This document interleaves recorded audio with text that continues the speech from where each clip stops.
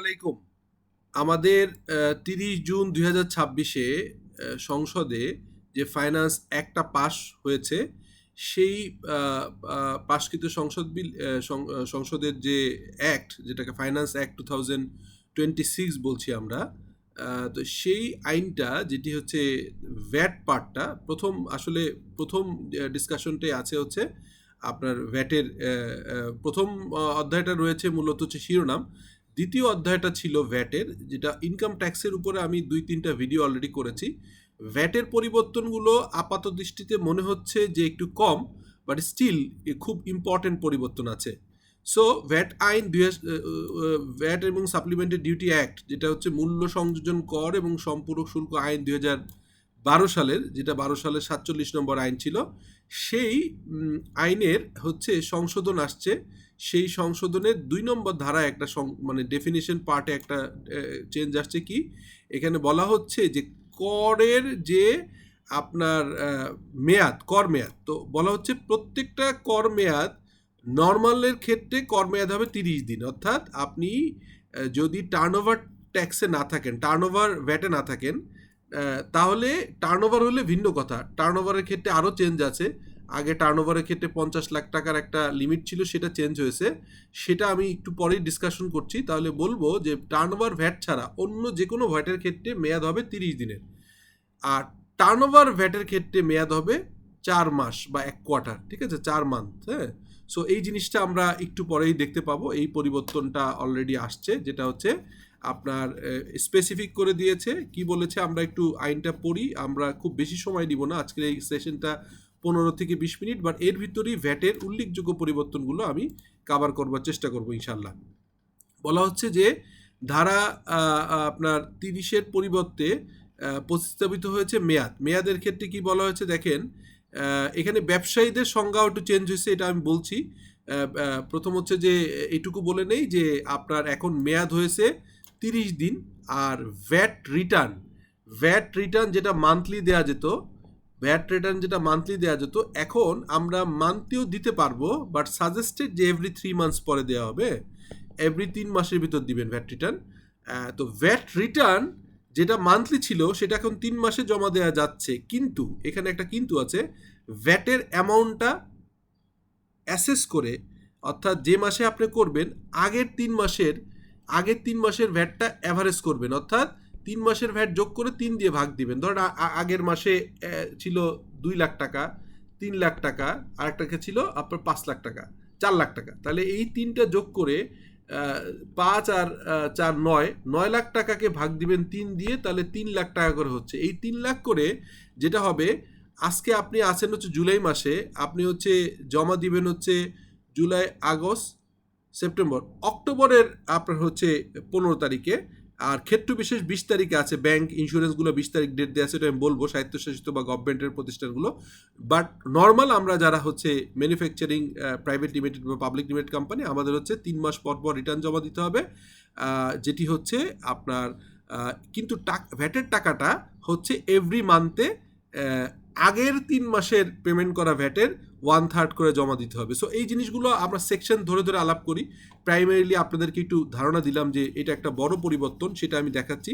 আর একটা পরিবর্তন যেটা বললাম, যে নর্মাল প্রাইভেট কোম্পানির ক্ষেত্রে ভ্যাটের কর মেয়াদ হচ্ছে ১ মাস, অর্থাৎ ১ মাস না, ৩০ দিন বলাটা বেটার, ৩০ দিন। আর হচ্ছে আপনার যেটা হচ্ছে যে ক্ষেত্রে, আপনার টার্নওভারের ক্ষেত্রে এটা হচ্ছে ৪ মাস, মানে একটা কোয়ার্টার জমা দিতে হবে। এখন কোশ্চেনটা হচ্ছে যে আগে আমরা দেখতাম যে আপনার বিন নেয়াটা, আমি টার্নওভার ট্যাক্স বর্ণগুলো আসছি, বিন নেয়াটা সবার জন্য ম্যান্ডেটরি ছিল না। বাট এই পরিবর্তনে বলতেছে যে আপনি যদি কোনো প্রতিষ্ঠান এনবিএফআই, মানে নন ব্যাংকিং ফাইন্যান্সিয়াল ইনস্টিটিউট, অথবা কোনো ব্যাংকে চলতি, মানে কারেন্ট অ্যাকাউন্ট অথবা এসটিডি, মানে শর্ট টার্ম ডিপোজিট রাখেন, তাহলে আপনাকে অবশ্যই বিন থাকতে হবে। অর্থাৎ ভ্যাট আগে কিন্তু ভ্যাটেবল প্রোডাক্ট না থাকলে, অথবা আপনি টার্নওভার ভ্যাটের আওতায় যদি না পড়তেন, টার্নওভার ছিল কত, ৫০ লাখ টাকার উপরে, ৫০ লাখ টাকার উপরে ছিল হচ্ছে টার্নওভার ভ্যাট, আর হচ্ছে ৩ কোটি টাকার উপরে গেলে হচ্ছে আপনার মেইন ভ্যাটে আসতে হইতো, মেইন ভ্যাটের রেজিস্ট্রেশন নিতে হইতো, ভ্যাট রেজিস্ট্রেশন। এখন আপনার এই টার্নওভারটা আপনার ওই জিরো, মানে যে কোনো লেভেল থেকে আপনার এটার এই 50 লাখ টাকা উঠিয়ে দিয়েছে। উঠিয়ে দিয়ে বলা হচ্ছে যে টার্নওভার যাই থাক না কেন, যদি আপনি এখানে উল্লেখ করার মতো বিষয় হচ্ছে, যদি আপনি কোনো রকম কোনো প্রতিষ্ঠানে নন ব্যাংকিং বা ব্যাংকে যদি আপনার নন ব্যাংকিংয়ে যদি টাকা জমা রাখেন, কোনো ডিপোজিট করেন, অথবা ব্যাংকে যদি চলতি বা কারেন্ট অ্যাকাউন্ট বা শর্ট টার্ম ডিপোজিট রাখেন, নন ব্যাংকিং ফাইন্যান্সিয়াল ইনস্টিটিউটে যদি কোনো ঋণ নেন, ট্রেড লাইসেন্স নবায়নের ক্ষেত্রে সবারই ট্রেড লাইসেন্স নবায়ন করতে হয়, রিনিউয়াল করতে হয়। মোবাইল ফাইন্যান্সিয়াল সার্ভিস হচ্ছে যেটা এমএফএস বলে, মার্চেন্ট ব্যাংকে অ্যাকাউন্ট খোলার ক্ষেত্রে, অর্থাৎ আপনি যদি নগদ বা বিকাশে অ্যাকাউন্ট করেন। বাণিজ্য সংগঠনের সদস্যপদ, Dhaka chamber, metropolitan chamber, FBCCI সরাসরি যাওয়া যায় না, Dhaka chamber, Chittagong chamber, metropolitan, হ্যাঁ, এইগুলোতে যদি আপনি যান, ফিকি, এইগুলোতে আপনি হতে হলে আপনাকে ভ্যাট রেজিস্ট্রেশন নিতেই হবে। হ্যাঁ, এরপর আপনি বলছে বিন নিতে হবে, হ্যাঁ, বিআইএন, হ্যাঁ, বিজনেস আইডেন্টিফিকেশন নাম্বার আপনাকে নিতে হবে। এরপর বলা হচ্ছে যে কোনো প্রতিষ্ঠান কর্তৃক বিদ্যুৎ সংযোগ গ্রহণের জন্য, হ্যাঁ, তো যদি কোনো প্রতিষ্ঠান বিদ্যুৎ সংযোগ নিতে চায়, বিদ্যুৎ বা গ্যাস, তাহলে তাকে কিন্তু বিন থাকতে হবে, যেটা আগে এরকম স্পেসিফিক ছিল না। সো আমরা এটা দেখতে পেলাম, এই পরিবর্তনগুলো আমরা দেখলাম। এরপরে যদি আমি আসি, আপনারা দেখবেন হচ্ছে যে এই তালিকাভুক্ত, একটু আগে যে কথাটা বললাম যে ভ্যাটের তালিকাভুক্তর ক্ষেত্রে ভ্যাট তো ব্যক্তি এবং প্রতিষ্ঠান একইভাবে ধরে, মানে প্রোপাইটারশিপ, পার্টনারশিপ একই ধরে। তো আপনাকে কোনো অর্থনৈতিক কার্যক্রম, যদি কোনো ব্যক্তি কোনো অর্থনৈতিক কার্যক্রম শুরু করে, তার 12 মাসের মধ্যে আপনার তালিকাভুক্ত সীমা অতিক্রম করলে, এখন এই সীমা যেটা, সেই সীমাটা তো এখন আসলে জিরোর থেকে শুরু। আগে যেটা ছিল 50 লাখ টাকার পুরো টার্নওভার, তারপরে 3 কোটি টাকা ছিল, এখন হচ্ছে শুরুর থেকেই টার্নওভার ভ্যাট, তারপরে হচ্ছে মেইন ভ্যাটে যেতে হবে। তো 30 দিনের ভিতরে আপনার ই ভ্যাটের আপনার বিন নিতে হবে, আর বিন নিলে আপনাকে কিন্তু ভ্যাট রিটার্ন জমা দিতে হবে, সেটা জিরো ভ্যাট হলেও দিতে হবে। সো এই জিনিসটা আমরা দেখতে পেলাম। এরপরে আপনি আসেন যে হচ্ছে যে কিছু কিছু জিনিস একটু বেশি ইম্পর্টেন্ট, সেইগুলো আমি যেহেতু নেক্সটে আরও ডিটেইলে আলাপ করবো, আজকে হচ্ছে মেইন অংশগুলো, যেটা ইম্পর্টেন্ট সেকশনগুলো, সেটা আমি আপনাদেরকে আলাদাভাবে বলছি, যেটা আমার কাছে গুরুত্বপূর্ণ বলে মনে হচ্ছে। হ্যাঁ, এখানে স্পেশাল স্কিমটা সেকেন্ড ধাপে আলাপ করব।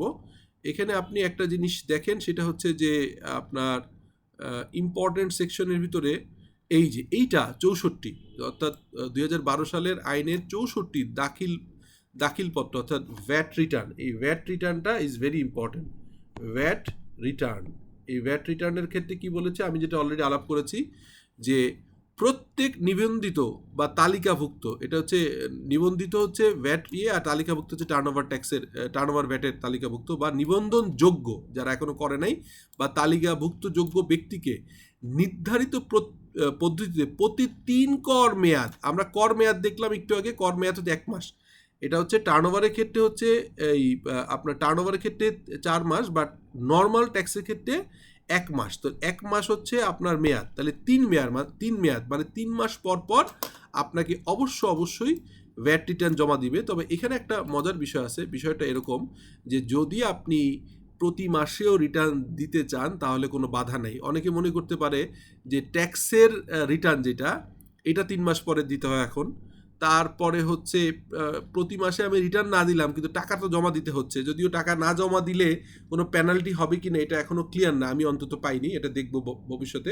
যে এই যে 3 মাসের যে পরপর রিটার্ন দিচ্ছি, কিন্তু মান্থলি অ্যাভারেজ প্রিভিয়াস ভ্যাট পেইডের অ্যামাউন্টের উপর অ্যাভারেজ করে যে আমাদেরকে জমা দেওয়ার কথা বলা হয়েছে, 3 মাসের যোগ করে 3 দিয়ে ভাগ দিয়ে অ্যামাউন্টটা দিতে হবে।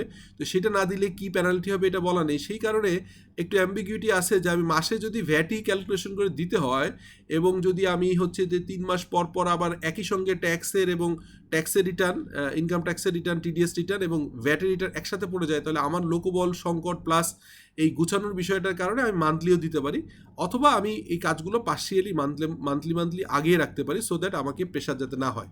তো যাই হোক, সেটা হচ্ছে অন্য কথা। আমি আইনে যেটা আসছে সেটা আগে বলি। সেটা বলছে যে প্রত্যেক নিবন্ধিত বা তালিকাভুক্ত বা নিবন্ধনযুক্ত বা তালিকা ভুক্তিযোগ্য ব্যক্তিকে নির্ধারিত পদ্ধতিতে প্রতি 3 কর মেয়াদ সমাপ্তির 15 দিন, অর্থাৎ 15 দিনের ভিতরে দাখিলাপত্র আপনাকে দিতে হবে। আর যদি সরকারি ছুটি পড়ে যায় 15 দিন, তাহলে তার পরবর্তী কার্য দিবসে আপনার 15 তারিখ যদি শুক্রবার হয়, শনিবার বাদ দিয়ে 17 তারিখ দিতে হবে। এখানে তবে শর্ত থাকে যে আগে যেরকম ছিল কোনো সরকারি, আধা সরকারি, স্বায়ত্তশাসিত ব্যাংক, বিমা শূন্য রিটার্ন দাখিলকারী, শূন্য ভ্যাট যারা দেন তারা 20 তারিখে দিতে পারবেন, তাদের দিতে হবে 20 তারিখের ভিতরে। এটা হচ্ছে আপনি দেখলেন যে 20 তারিখের একটা মানে 5 দিন পর। আগের আইনেও ছিল যে যখন মান্থলি ছিল তখনও কিন্তু 15 তারিখ ছিল হচ্ছে নর্মাল প্রাইভেট এবং পাবলিক লিমিটেড কোম্পানি বা এই ধরনের প্রতিষ্ঠান, কিন্তু সরকারি, আধা সরকারি, স্বায়ত্তশাসিত ব্যাংক, বিমা এবং যারা জিরো রিটার্ন তাদেরটা ছিল হচ্ছে আপনার 20 তারিখ। সেটা আমরা দেখলাম যে 3 মাস পরে, এখন 1 মাস পরের পরবর্তী মাসের 20 তারিখ এবং 15 তারিখ ছিল, এখন সেটা হচ্ছে 3 মাসের পরের 15 তারিখ অথবা 20 তারিখ হয়ে গেছে। সো এখানে মেয়াদ ছিল 1 মেয়াদে, এখন 3 মেয়াদ পর পর অ্যালাউ করা আছে। সো এটা আমরা দেখতে পেলাম। এরপর দেখুন যে এইটা হচ্ছে যে এই ধারার বিধান ভিন্নতর কিছু নাই থাকুক, জনস্বার্থের আদেশ দ্বারা সুদ জনিবার ব্যতীত দাখিলপত্র পেশ সময়সীমা বৃদ্ধি করতে পারবেন। অর্থাৎ এখানে অন্য কোনো আইনে যাই বলা থাক না কেন, এই যে 3 কর মেয়াদ অর্থাৎ 3 মাস পর পর দিতে হবে, এইটা সুদ অথবা জরিমানা ছাড়াই এনবিআর এর ভ্যাট অথরিটি তারা কিন্তু এটা বাড়াতে পারবেন। এটা এই আইনের ভিতরেই কিন্তু সুযোগটা দেয়া আছে। সো এটা আমরা দেখতে পেলাম। এরপরে কি আছে যে মূসক দাখিলপত্রে সম্পর্ক শুল্ক পরিশোধের তথ্যাদি অন্তর্ভুক্ত করে উক্ত দাখিলপত্র পেশ করতে হবে, যেটা আমরা সাপ্লিমেন্টারি ডিউটি বা এসডি, সেটা আমাদেরকে দিতে হবে, এটা আমরা জানি। তারপর হচ্ছে বোর্ড আদেশ দ্বারা কোনো নিবন্ধিত বা তালিকাভুক্ত ব্যক্তির ক্ষেত্রে ইলেকট্রনিক মাধ্যমে দাখিলপত্র বাধ্যতামূলক করতে পারবে। বোর্ড চাইলে এটা ম্যানুয়াল না করে ইলেকট্রনিক পদ্ধতি ম্যান্ডেটরি করতে হবে, এটা কিন্তু বোর্ড বলে দিতে পারে।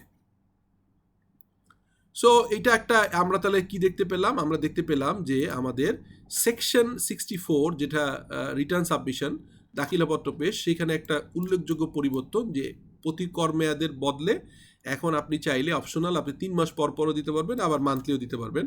আর নর্মাল কোম্পানিগুলো 3 মাস পর পর 15 তারিখের ভিতরে, আর 20 তারিখ হবে হচ্ছে সরকারি, আধা সরকারি, স্বায়ত্তশাসিত ব্যাংক, ইন্স্যুরেন্স কোম্পানিগুলো। সো এটা আমরা দেখতে পেলাম। এরপরে যদি আমরা যাই পরবর্তী ডিসকাশনে, সেটা হচ্ছে যে আমাদের